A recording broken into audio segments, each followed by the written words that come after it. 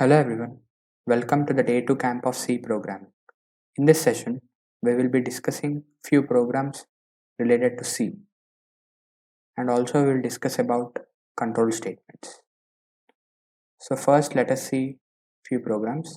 The first program is a sample C program to print the desired statement. Here I have written hello C.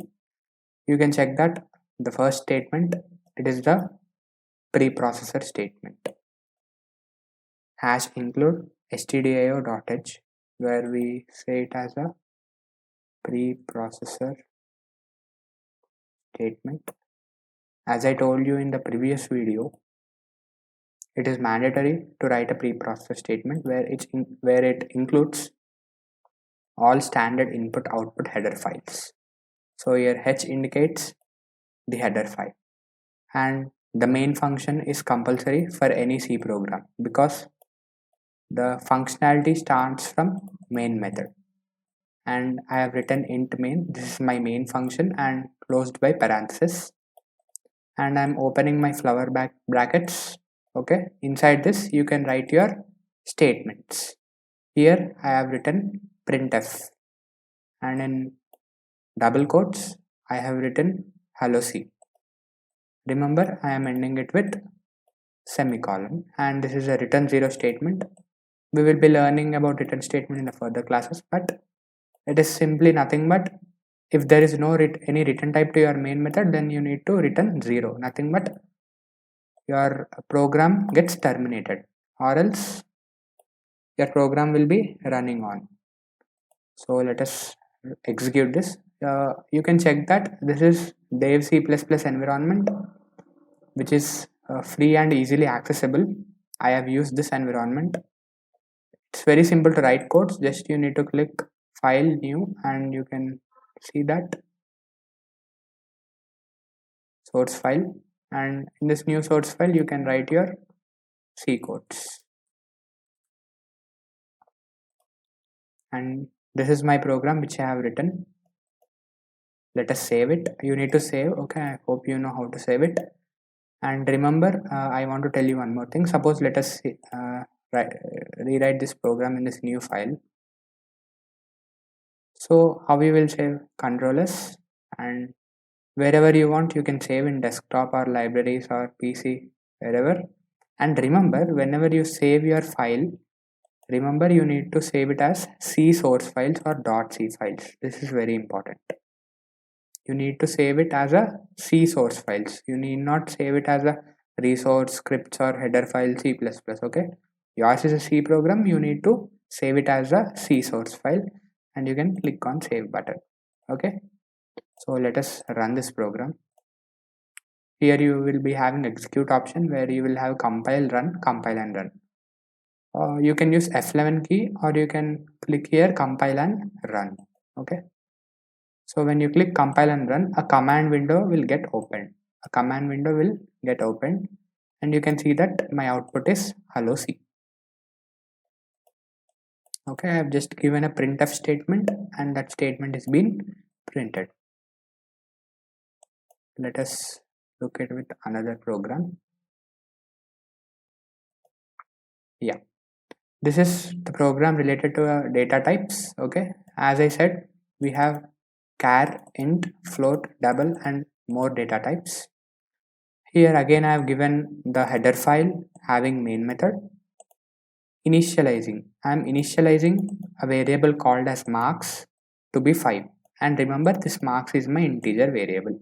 Okay, int marks equal to 5 and ending it with semicolon. Remember, whatever statements inside this block you will write, you need to end it up with semicolon. Okay, if you end it up with semicolon, you can say that this marks variable is declared.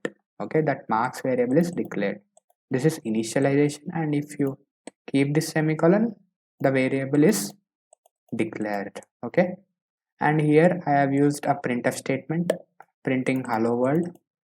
And remember, here very important point, here comes what is the question comes is what is percentile d. So whenever you print or you scan, remember that directly if you write here marks, this 5 will not be printed. Some address will be printed. In the previous session we have discussed, right, each number or each character or each alphabet has a different ASCII value. So that ASCII value will get printed in the output. So here I am using percentile D. If I use percentile D, then that integer will get printed. Nothing but whatever the integer we have assigned to that marks, that integer will get printed here. Okay, percentile D. For int, whatever you have given here int, you need to write here percentile D. Suppose if I give here float, you need to write percentile F. Okay, in that way you need to write. And suppose if I give here char, you need to write percentile C. Okay, in that way you need to do it. And again I am reassigning. Initially my marks was 5, I am reassigning it to 10. Okay, and again I am printing it. Hello world, I want to print the 10 as well. And this is a return statement. Okay, I hope you understood this program, and let us run it. Compile and run. You can check both the statements are printed. First int marks equal to 5 and hello world 5 is being printed, and after that marks equal to 10. I am reassigning hello world marks and 10. Okay, right. So let us look at with another kind of program. Right, this is the program to show the use of scanf statement. In the name itself, scanf is nothing but it is like an input function. Okay, suppose here in the before program we have explicitly specified the input as 5. Suppose if you want to take the input, okay, like instead of giving directly 5, I want to ask I want the user or the programmer to give the input. Okay, so I'm using a printf statement, like I'm saying enter 2 numbers. Before that I have given declarations. You can see int a comma b, these are integers, and float c is a float value. Okay, this program is related to average of 2 numbers. So 2 numbers are integers and the average is float. Float is nothing but having points. Okay, suppose 1.6, 2.3, these are float numbers. And to show the use of scanf, I'm telling enter 2 numbers. Okay, printf statement. Okay, and remember this slash n. Okay, this is nothing but new line. Okay, to get the statement in a new line you will be using this. Okay, don't confuse with this symbol, and this implies division. Okay, division, whereas this backslash implies nothing but backslash n implies new line. Okay, and remember I forgot to say you one thing. In C, if you want to write any statement in comments, then you can use // okay, single line comments, any comments, right? Okay, suppose if you have like multiple lines, suppose if I have AS, BD, CG like this. Okay, I cannot give only // only the first one will get into commented section, so I can give backhash slash star and again star backslash. Okay, you can, like, it's a format of writing or commenting a sentence. Okay, commenting a sentence. If you have only single line, you can use this one. And in this function, as I said, I'm declaring a, b, and this is c. This is the printf statement, scanf.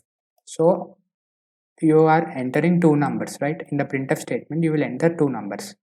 Those 2 numbers will be scanned. Okay, percentile d, both are integers, right? Those both get scanned and get stored in the a and b. So I am not writing a and b, I am writing address of a. I told that this represent address of a and address of b. So we are storing the numbers in these 2 slots, whatever we have declared here, and I want to compute an average, I'm using c equal to a plus b inside a parenthesis divided by 2.0. Why I have written here 2.0? Because c holds for float values. Okay.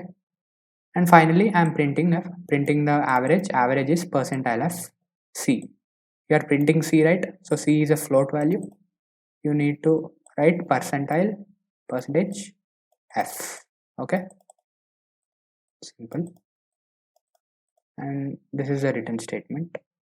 Let us execute this program. Sorry, I have kept here. Yeah, you can check. It is asking enter two numbers. I'm giving 1, 2, 1 and 2. So the average is 1.500. Okay, depends, float number, right? You can give different inputs. You can check it. Post 3 and 2, 2.5. Okay, in that way. This is about the use of scanf statement. And let us look into another program. This is a simple program to swap two numbers. Swap two numbers in the sense, suppose if I give input 1 and 2, in output I must get 2 and 1. Okay, so let us check how to do it. First statement, the header file calling the preprocessor directive, and this is the main function enclosed. And initially I have defined 3 integer variables a, b, c. This is an input function. Remember, this is an input function. I am printing f. Printing f is nothing but like writing a statement, and scanning f is nothing but scanning the input given to that statement. Okay, and as you know that percentile d, and ampersand a ampersand b, and this is the printf statement before swap. So I am writing before swapping a, b values. So before swapping, whatever the input you will be giving, that input will be getting printed in this printf statement. Now this is the main logic for swapping. What I have done is I have used an external variable c. I am assigning this a to c, assigning a to c. So let us take an example, right? Suppose in this scanf, in this printf and scanf, if I give a 10 and b 20, okay, c is equal to a is nothing but 10. That's it, right? A is nothing but 10. You can check here, a is 10, and a equal to b. A equal to b is nothing but, now a is 20, b is 20, right? B was initially 20, and I am assigning that b to a. Now a has become 20. B equal to c, nothing but c is nothing but initially we have given c equal to 10. Now b will become 10.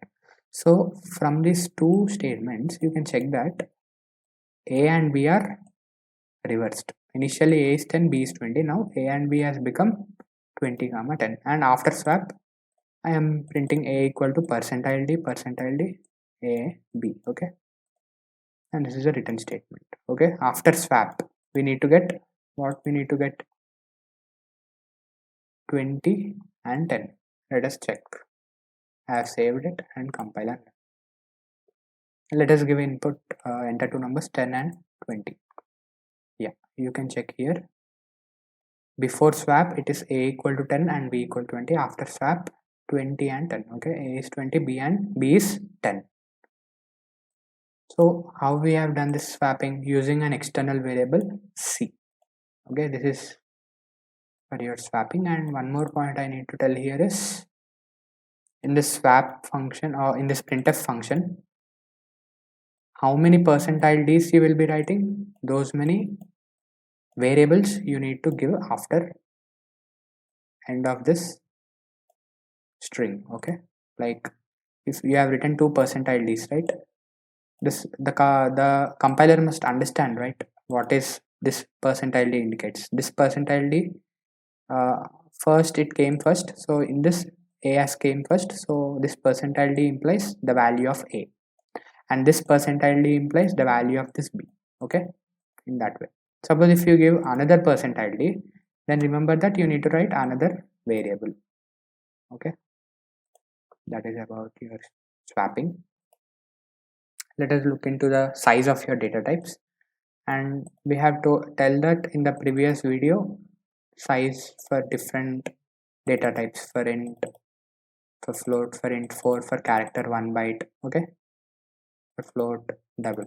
So let us check using size of function. So using size of function you can predict the size of the data type. Simple main function, inside the main function I'm using a printf statement giving a percent id because size will be in integer format, giving a percent id, and for that percent id what is the variable is a built-in function. Variable is a built-in function. I have not defined any variable. I'm using percent id and I am saying a built-in function using a built-in function size of char, okay. And similarly for int size of int, and for float size of inside the parenthesis float, and for size of double inside the parenthesis size of double, okay. Let us check this whether we are getting the sizes which we have learned right. Size of character is 1, size of integer 4, float is 4, and double, as I said, double will be multiplier of 2 or multiplier of integer, and you have got 8.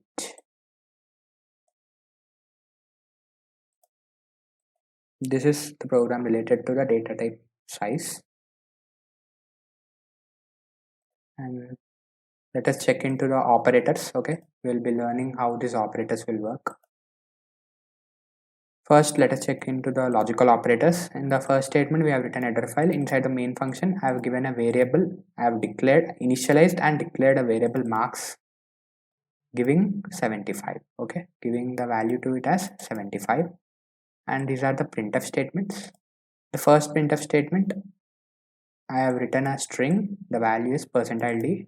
Here I have written %ld in the sense %d in the sense you need to write some statement here, something you need to write here. I have given a condition 75 less than 80.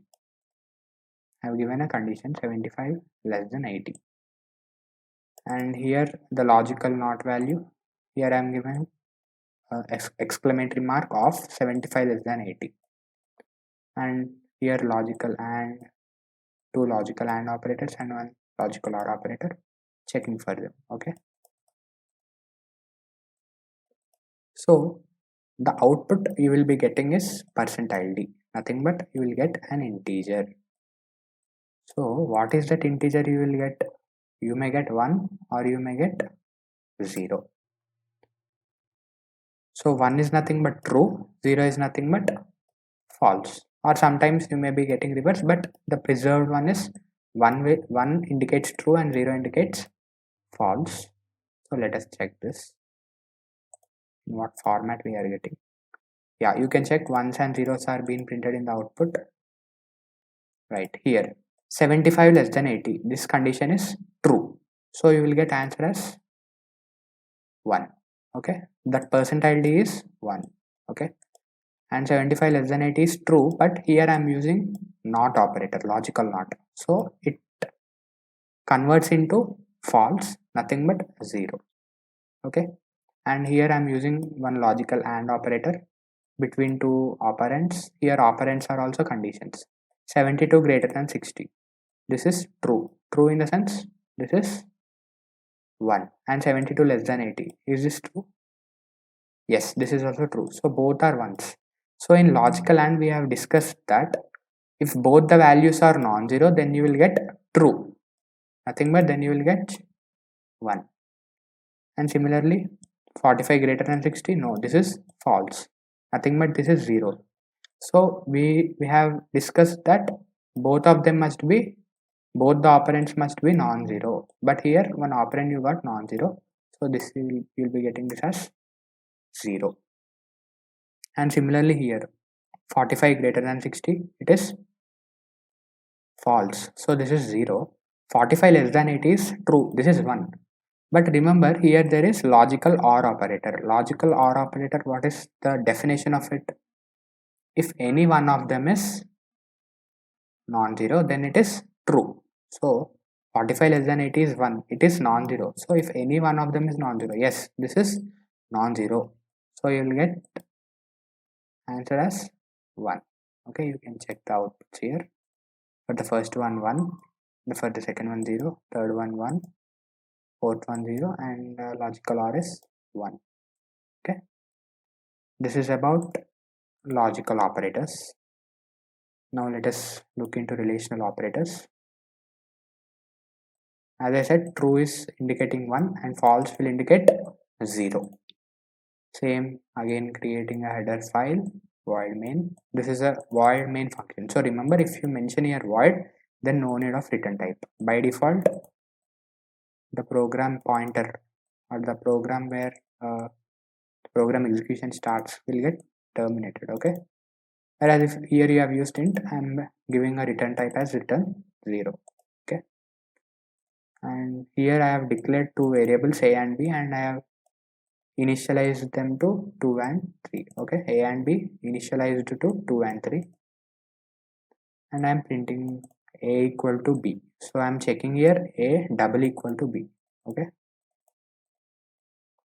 so what does this operator indicate? If both the values are same, then it returns true. Returns true in the sense it returns 1. But here a is 2, b is 3. So are they both are similar? No. So you will get false, nothing but 0. And here a not equal to b. Is it true? A is 2, b is 3. Yes, it is true. So you will get 1. Here a less than b. And remember, for each of them we are using percentile d because we are getting the zeros and ones as output, right? Those all are integers. These both are integers, right? A less than b.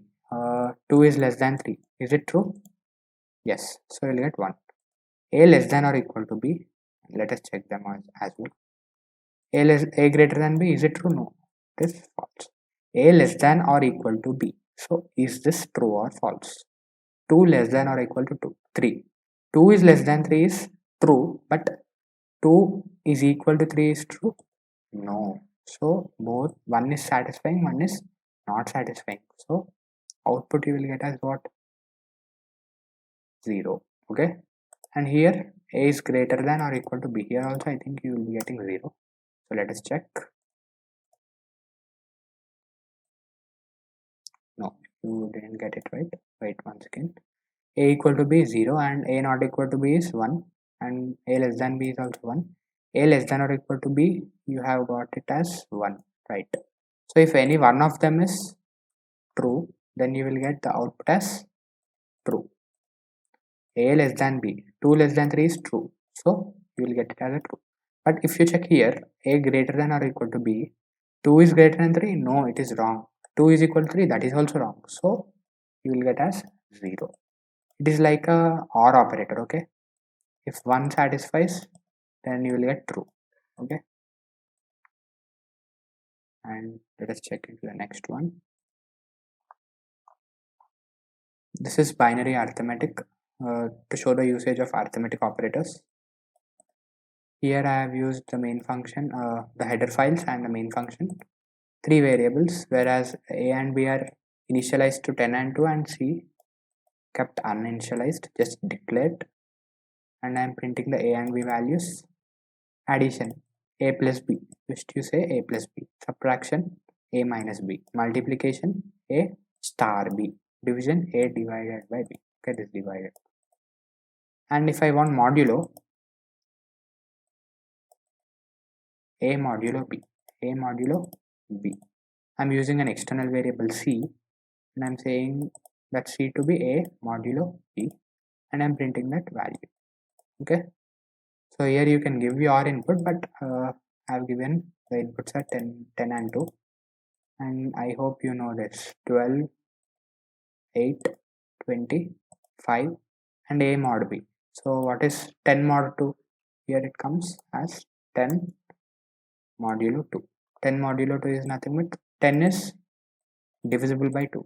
So if it is divisible, then you will get a remainder as 0. Then you will get remainder as 0. The c value is what? 0. Okay, let us check it. Yeah, you can check addition, 12, subtraction 8, multiplication 20, division is 5, and modulus is 0. Modulus will determine the remainder. This is about binary arithmetic. Next, assignment operators. Inside the main function, I have given a variable called as a, assigned it to 10. I'm using a plus equal to 30, nothing but a is equal to a plus 30. A was initially 10, so a will become a equal to 10 plus 30. A will become as what? 10 plus 30. So the output will be 40. And here a star 2, nothing but 10 star 2. So you will get 20. Right, here the important point you need to keep a star 2. So what is the a value? A value has changed to 40. So now here you will get 10 or 40. Yes, you will get 40 star 2, nothing but the answer will be 80. I hope you understand. Let's check the output. Yeah, a is 80. So what is the use of this assignment operator is, you are reassigning the a value. Okay, a value is being reassigned. It is not that you are only adding, or it is not that you are only multiplying. You are reassigning the a value. A value now has become what? A is equal to 40. Okay, this is the statement comes after that, and a equal to a star 2, where a is now 40 star 2. Okay, that is simple, and printing it. This is about the assignment operators. And next topic we will discuss about control statements. Control statements. So what is the use of control statements? Basically we have three types of control statements: selection, iteration, and sequence. Sequence is nothing but one by one, first and then second and then third. Okay, it is a line by line process. Whereas in selection you will be having you will specify a condition, and for that condition, if that condition is true, this block will get executed, and if that condition is false, this block will get executed, and finally the output will be printed. Remember, both will not get executed at a time. Any one of them will get executed. Okay, and what is iteration? Iteration is nothing but, for a condition, if that condition is true, this statement will get executed. Again, the control will move to the next iteration, nothing but next incremental condition. We will be learning in the further part. Nothing but it is like a repeating process. Not repeating the same thing, but incrementing the part and repeating. Okay. So control statements is nothing but control, the placeover of control. Okay. Here the control is being placed based on the condition true or false. Here the control is placed based on the condition we specify, and here it is a sequential control. Okay. Now the division of the control statements. There are three types of control statements: sequential, branching, and loop statements. Sequential are nothing but just you will be writing in a sequential manner. There is nothing like you specify any condition there. Just like the programs we discussed just now. Printf, writing a printf statement, and then some declaration, and then some like average to find average, some logic, you are writing some logic. That is a sequential statement. What are these branching statements? Okay, branching are of two types: conditional statements and unconditional statements. Conditional statements are nothing but specifying a condition. We can specify condition using this 5 parts. using if, you can use in if else, using nested if, using else if ladder, using switch statement. What are unconditional branch statements? These are of 4 types where you will be not specifying any condition, go to, break, continue and return. And loop statements, okay, so the before one, this iteration, okay, this is a loop where you are running the loop again and again. Loop statements are of 3 types: for loop, while loop and do while loop. So let us learn about them briefly one by one. First, the conditional statements: if and if else and switch. In if else you have different categories. Simple if statement. What is simple if statement? Writing if and inside the parenthesis giving a condition and opening the blocks, nothing but opening the flower brackets and writing some statement. Okay, if that condition is true, then the statement which you have written inside that block will be printed or will be executed.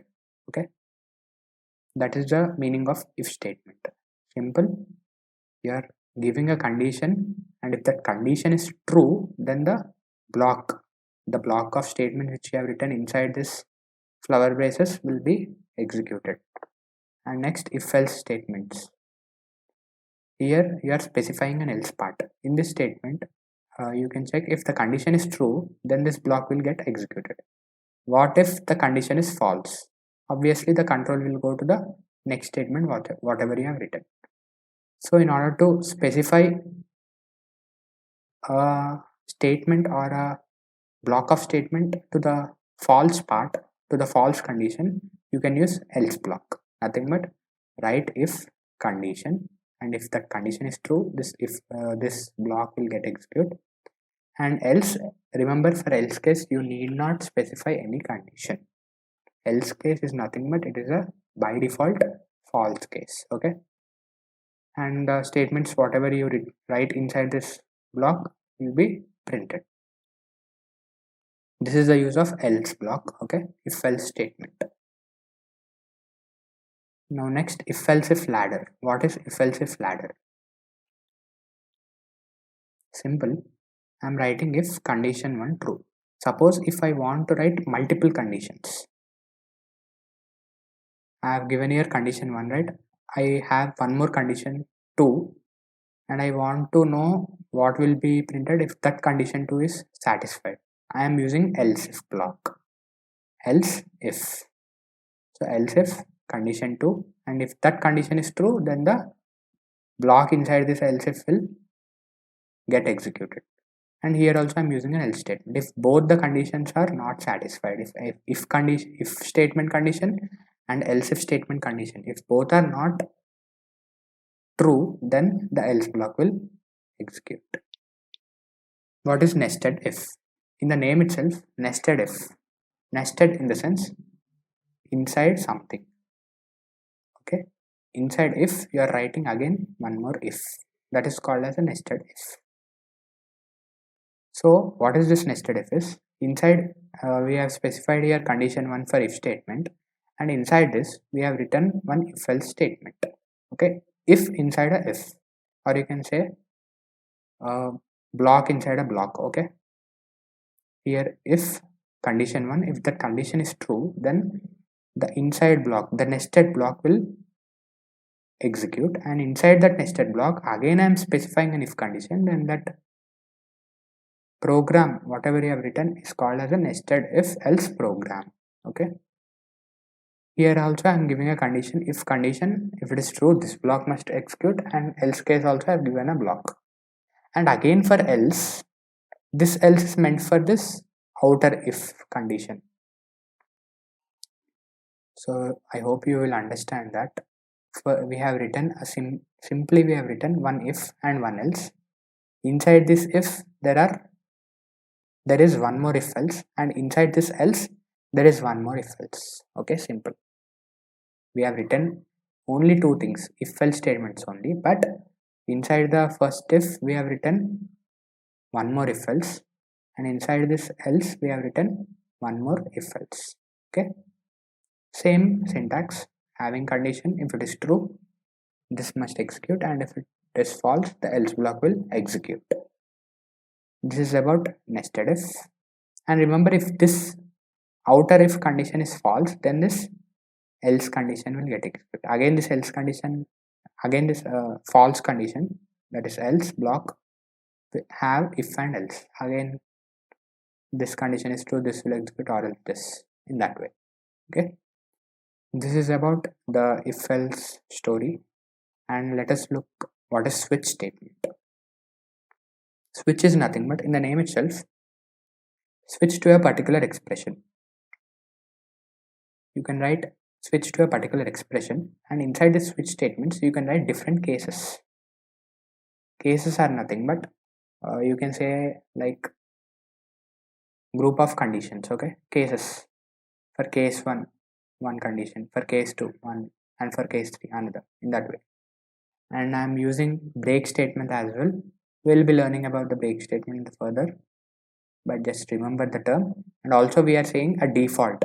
If any of these cases is not executed, then the default block, this is not a block actually, this is a statement, the default statement will get executed or will be printed. Okay, simple. Switch condition as cases and a default statement. Remember, it is mandatory to specify a default. Okay, it is a good programming practice. Now let us look into different types of loops.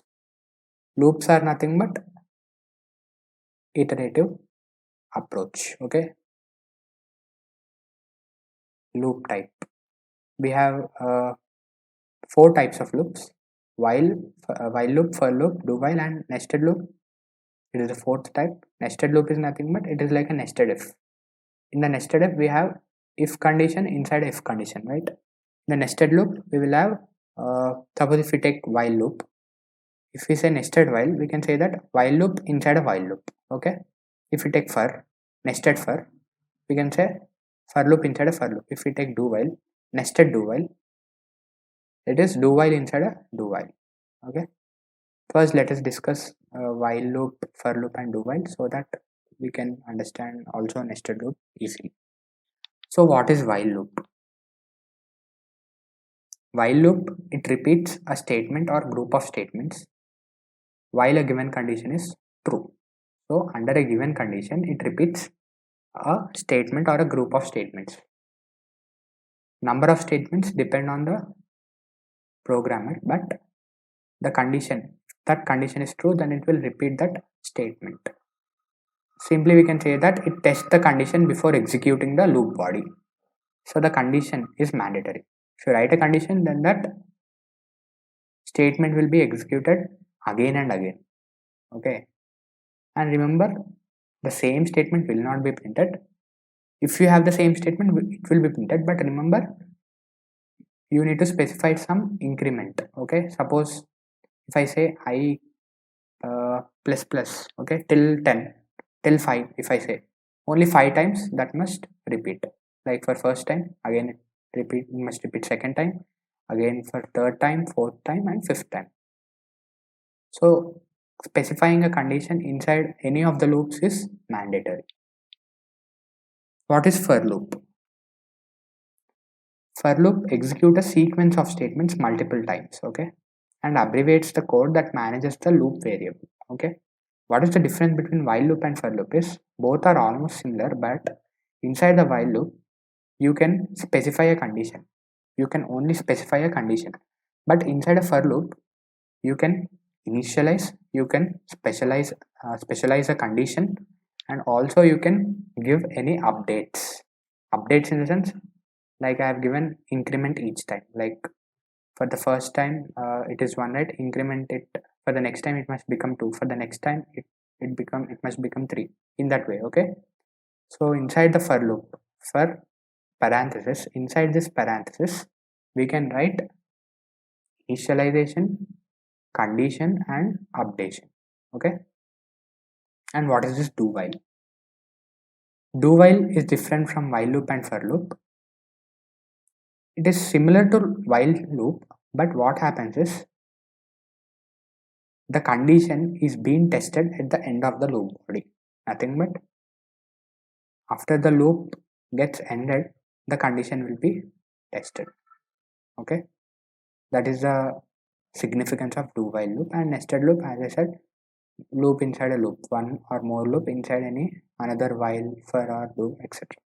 Okay, this is about different types of loops, right? This is very important. There are two types of loops: entry control loop, exit control loop. As I said, loops are iterative statements. Iterative statements are nothing but control statements. So loops are of two types: entry control and exit control. In the name itself, entry controlled is nothing but you are controlling by giving some condition. So if that condition is given at the starting of your program, nothing but at the entry level, then that is called as an entry controlled loop. So as I said, for while loop, while inside parenthesis we will give condition, after that the block of statements will get executed, will be getting executed. Okay, and in for loop also we will be giving a condition as well. After that condition, the block, if that condition is true, the block will get executed. So we are giving the condition at the start of the program or at the start of the loop. Whereas exit control, you can take example of do while. As I said that inside do you can add block of statements, but at the end the condition will get executed. You can check here. It tests the condition at the end of the loop body. So do while is exit control, nothing but at the end it checks for the condition. Okay, you can check the basic syntaxes for the for loop: initialization, condition, and updation. And for while, giving a condition. Okay, for while we are giving a condition, and for do, just like executing a block of statements, and after that do gets executed, we are writing while condition. Okay, this is about entry control and exit control loop. And flowcharts are very important in C, you know, right? I have given a flowchart for iterative statements and also for conditional statements. You can check. This is an Eclipse where I am writing start. Okay, start is nothing but start the program or start the reading of instructions. After that, using an arrow, downward arrow, I am giving a rectangle. Inside rectangles, you can give initializations and body or the statements which you write, like printf, scanf, whatever. Okay, in the rectangles you can mention those initializations. So we have discussed, right, in sequence in the starting of the control statements, we have told that the statements in the sequence control are represented in the form of rectangles. Okay, so here also the same things comes under. Initialization is inside a rectangle and body of the loop is also inside a rectangle. And remember, condition, it's a rhombus like structure. Okay, and for this condition, if that condition is false, the end of the it goes into the end of the statement, and if that condition is true, the main body of the loop gets executed. And you can check for this. This is an iterative approach. This is about conditional statements. And iterative approach: start, initialization of loop counter, giving an initialization, and after that the body of the loop, and whatever the updates are there, here also we are giving it in the rectangle, and after that while condition. So you can say this as what? This is a do while loop. In the do while, first we are writing the body of the loop using do condition, and after that we are giving inside the do part, after that we are giving while condition. Okay, after this, if that condition is true, again it must iterate after that, otherwise false. You can check while and do while. Okay, in the while, first only you are specifying the condition, and if that condition is false, then the statement will whatever the statements you write below while, after that while, okay, after that while block will get executed. And if the condition is true, the main body which you have written inside the while loop will execute. And again, what is this line indicates? It is an iterative. Okay, again running, repeating the process for an incremental, repeating the process for an increment. And for false, just whatever you have written in below the while, that will be executed. And you can check do while, flowchart for do while. The main body will get executed first. After that, it checks for the condition, that is the test expression. If that is true, again the main body, it will go, the control moves to the main body of the loop. If that is false, whatever the statements you write below the loop will execute.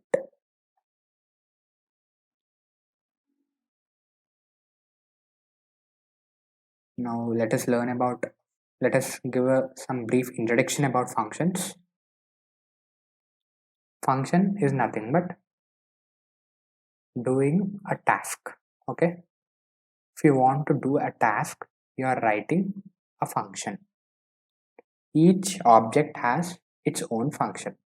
Okay, suppose let us take an example, right? What are the functions of a human? Reading, writing, listening, working, etc. Okay, different object has different function. So we are writing the programs also in the form of functions. Okay, so functions are basically of two types: predefined functions and user defined functions. What are predefined functions? In the name itself, predefined, defining the functions in the library, in the C library, the functions which are defined in the C library. Okay, library functions are the best example. And whatever the declarations in the header files you will be giving, right? Header files hash include standard input output .h, that is also predefined, and .dll files. What are user defined? This is the most important thing. Okay, if you write up your program in a user defined manner, then it will be a great programming practice. That is the point which brings out your way of thinking about that problem. Okay, user defined, user customized functions. Okay, user customized functions to reduce the complexity of big programs. So what is the main use of this user defined functions? Simple, to reduce the complexity of big programs. Suppose let us take an example. You have an algorithm. If you want to find the size of a integer, we are using what function? Size of function. Suppose I want to write a user defined code for it. Instead of using size of, I want to write a code for it, right? Actually for integer character it is not possible, but if we take let us take arrays. In the further concepts it will be coming. If we have array, okay, array has group of characters, let us say, okay, and if I want to know the size of that array, you will be using some predefined function. Suppose I want to do it in a user defined manner, then what can you do? It's very simple. You will be writing some loops, or you will be using some conditions, right? Suppose let us say, right, you will be using a loop, and till that loop reaches to the end of your string, you will be increasing your length of your what we say, let us give a separate variable for length. Okay, till it reaches to the end of the string, that word will be taking out the length or incrementing the length number for it. Okay, so that is a user defined thought process. Okay, and it is very important, right? That's it for today, guys. Let's meet tomorrow again. Do not forget to like, share, and subscribe, and don't forget to fill the attendance form, which is posted in the chat box and even in the description. Join all our groups, all the links provided in the description below. Thank you.